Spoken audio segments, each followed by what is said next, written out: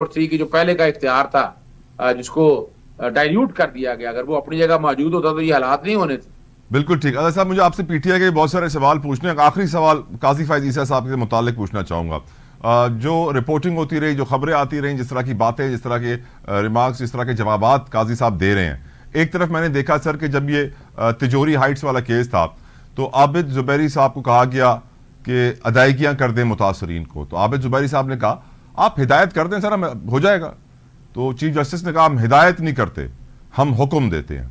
फिर सर महमूद अख्तर नकवी साहब हैं, उन्होंने कहा चीफ जस्टिस से कि कराची बदअमनी केस भी उठा लीजिए प्लीज कहा, जिसके जवाब में उन्होंने कहा कि हम उठाने का काम नहीं करते।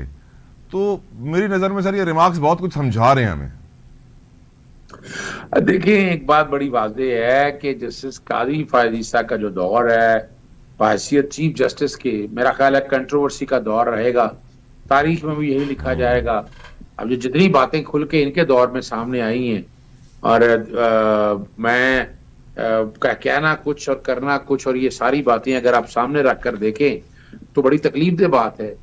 यानी हमारे मुल्क में ये जुडिशल एक्टिविज्म है ना, हमने इसको बिला वजह तरकीद का निशाना बनाया, चंद चीजों को छोड़ के। यानी आप अंदाजा लगाए ना, इस मुल्क में पॉलिटिकल इंजीनियरिंग नैब क्या कर रहा है इस वक्त।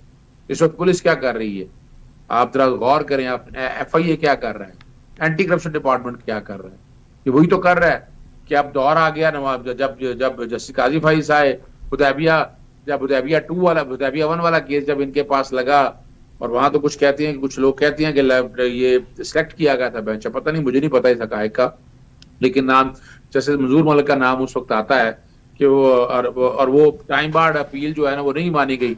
लेकिन तारीखी तौर पर नवाज शरीफ के जो फौजदारी केसेस हैं, जी चारा साजिश केस, वो टाइम जी बार्ड जी। मांगा गया था।